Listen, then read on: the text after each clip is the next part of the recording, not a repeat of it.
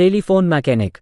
राजकीय सेवा से रिटायर होकर श्री हबीब मोहम्मद ने हैदराबाद में ही रहने का निश्चय किया। लड़के लड़कियां पढ़ लिख कर अपने काम धंधों में लग गए थे और अब वो अपना शेष जीवन शांतिपूर्वक व्यतीत करना चाहते थे।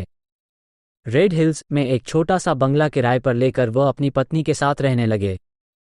गर्मियों में एक दिन सुबह श्री हबीब मोहम्मद बरामदे में बैठे अखबार पढ़ रहे थे। इतने में ही साइकिल की घंटी बजाते हुए उन्हें सामने से एक व्यक्ति बंगले के अंदर आता दिखाई दिया। अखबार से नजर उठाकर श्री हबीब मोहम्मद ने पूछा, कहिए क्या काम है? आपका टेलीफोन ठीक करना है। टेलीफोन की बात सुनकर श्रीमती हबीब बाहर निकल आईं और बोली, अभी थोड़ी देर पहले तो मैंने टेलीफोन पर बात की थी, उस समय तो वो ठीक था। श्री हबीब मोहम्मद ड्राइंग रूम में गए और टेलीफोन पर नंबर घुमाकर बात करने का प्रयत्न करने लगे, किंतु उनका टेलीफोन वास्तव में खराब था। उन्होंने कमरे से ही लाइनमैन को आवाज देते हुए कहा, अंदर चले आइए, टेलीफोन काम नहीं कर रहा है। लाइनमैन औजारों का झोला लेकर ड्राइंग रूम में गया। टेलीफोन कोने की एक मेज पर रखा था। उसने अपने झोले से पेचकस तथा अन्य औजार निकाले और टेलीफोन के तार आदि ठीक करने लगा। श्री हबीब मोहम्मद उसी कमरे में एक कुर्सी पर बैठकर अखबार पढ़ने लगे। कुछ देर बाद तार जोड़ते हुए लाइनमैन बोला, आपके टेलीफोन का कनेक्शन लूज हो गया था, उसे तो मैंने ठीक कर दिया है। अब आप थोड़ा सा नमक ला दें तो ये बिल्कुल ठीक हो जाए। नमक? श्री हबीब मोहम्मद ने आश्चर्य से पूछा। हाँ साहब, नमक। टेलीफोन ठीक करने में इसकी भी जरूरत पड़ती है, लाइनमैन ने अपनी बात पर जोर देते हुए कहा। अच्छा, मैं अंदर से लाए देता हूं। श्री हबीब मोहम्मद नमक लेने अंदर चले गए और लाइनमैन कमरे में टेलीफोन ठीक करता रहा।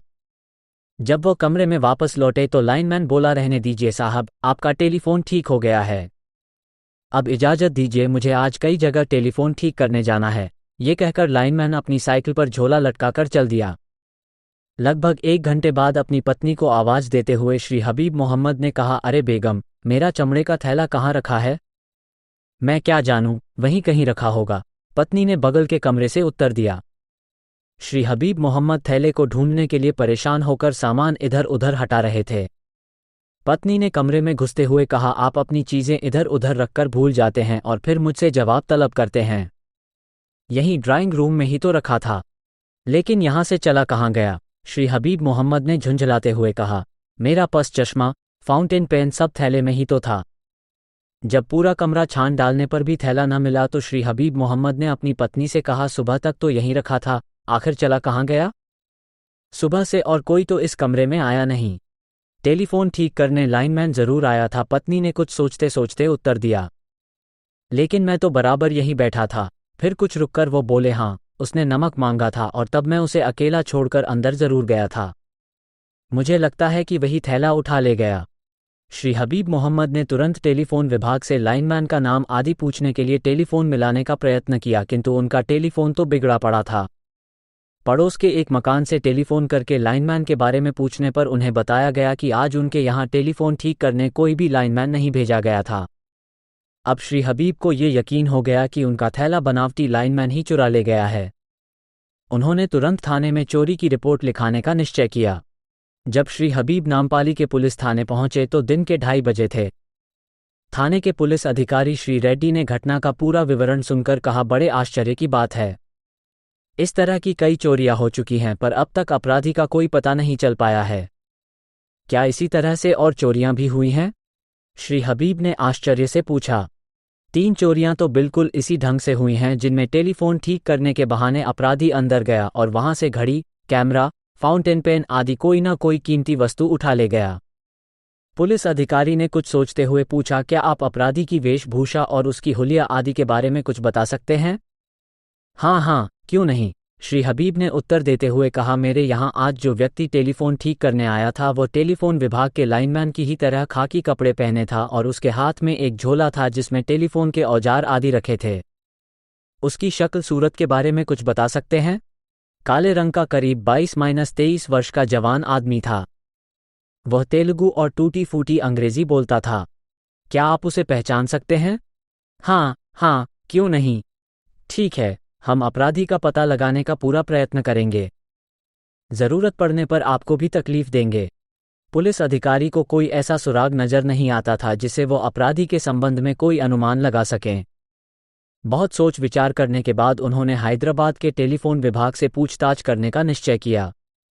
श्री रेड्डी टेलीफोन विभाग के सहायक इंजीनियर के कार्यालय में पहुंचे।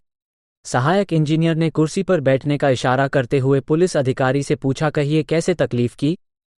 मुझे आपसे कुछ महत्वपूर्ण परामर्श करना है, श्री रेड्डी ने उत्तर दिया। बताइए। इधर शहर में चोरियों की बाढ़ आ गई है। अपराधी ने चोरी करने का अनोखा तरीका अपनाया है। 22-23 वर्ष का कोई नवयुवक टेलीफोन मैकेनिक के भेष में कई बंगलों में गया और वहां से कोई ना कोई कीमती वस्तु चुराकर चंपत हो गया। अच्छा, सहायक इंजीनियर ने आश्चर्य प्रकट करते हुए कहा, मुझे लगता है कि इन चोरियों में किसी ऐसे अपराधी का हाथ है जो थोड़ा बहुत टेलीफोन ठीक करने का काम अवश्य जानता है। आपका अनुमान ठीक हो सकता है, पर मैं यह मानने को तैयार नहीं हूं कि इन चोरियों में यहां के किसी कर्मचारी का हाथ है। आप मेरा मतलब नहीं समझे। संभव है इन चोरियों में आपके कार्यालय से निकाले गए किसी कर्मचारी का हाथ हो। क्या आप यहां के कार्यमुक्त कर्मचारियों की एक सूची मुझे जांच के लिए दे सकेंगे? मुझे सूची देने में कोई आपत्ति नहीं है, पर जैसा आपने अभी बताया अपराधी 22-23 वर्ष का नवयुवक है। ऐसी स्थिति में अवकाश प्राप्त कर्मचारियों की सूची का तो प्रश्न ही नहीं उठता। क्या कभी कोई नवयुवक कर्मचारी आपके कार्यालय से नहीं निकाला गया? उत्तर में सहायक इंजीनियर ने कुछ सोचते हुए कहा, मुझे याद पड़ता है कि पिछले वर्ष कार्य संतोषजनक न होने के कारण कुछ अस्थायी कर्मचारियों की सेवाएं समाप्त अवश्य की गई थीं, किंतु पूरा विवरण तो फाइल आदि देखने पर ही मालूम हो सकता है। पुलिस अधिकारी श्री रेड्डी ने पुराने कर्मचारियों से संबंधित फाइलें छानना शुरू कर दिया। कार्यमुक्त कर्मचारियों की जो सूची तैयार हुई उसमें किसी व्यक्ति की आयु अधिक थी तो किसी का हुलिया भिन्न था। निराश होकर पुलिस अधिकारी ने कहा, इनमें से तो किसी पर संदेह नहीं किया जा सकता। मैं तो आपसे पहले ही कह रहा था कि इन चोरियों में यहाँ के किसी व्यक्ति का हाथ नहीं हो सकता। सहायक इंजीनियर ने फिर कुछ सोचते हुए कहा, वैसे 2 महीने पहले 2 व्यक्ति और निकाले गए थे, पर उन पर भी संदेह नहीं किया जा सकता। क्या उन दोनों व्यक्तियों की फाइलें भी मिल सकती है?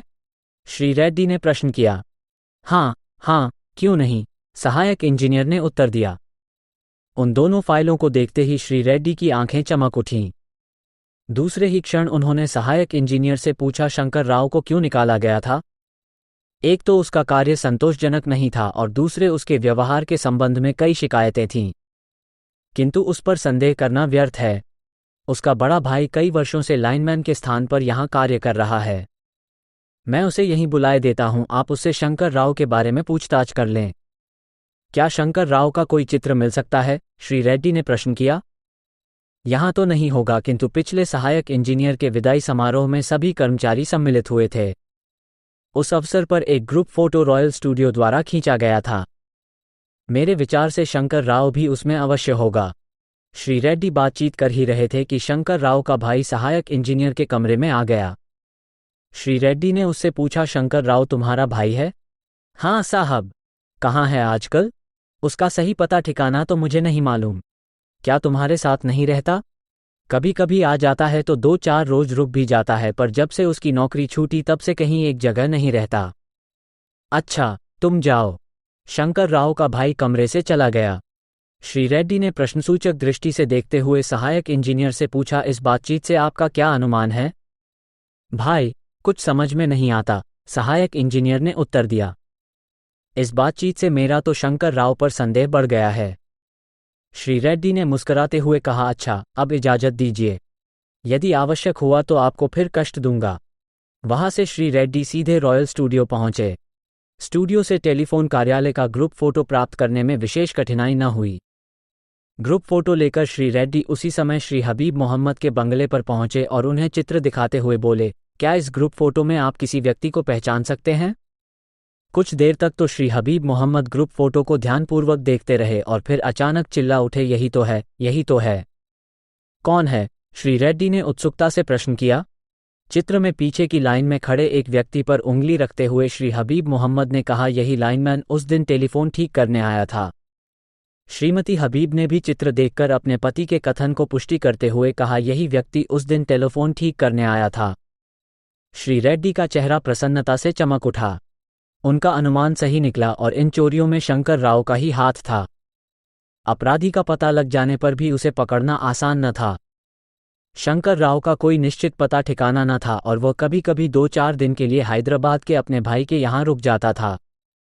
पुलिस द्वारा उसके भाई के घर पर गुप्त निगरानी रखी जाने लगी और इस प्रकार एक दिन पुलिस शंकर राव को पकड़ने में सफल हुई। शंकर राव से पूछताछ करने पर पुलिस को मालूम हुआ कि शहर भर में वो 14 अन्य स्थानों पर इसी प्रकार टेलीफोन ठीक करने के बहाने चोरी कर चुका है।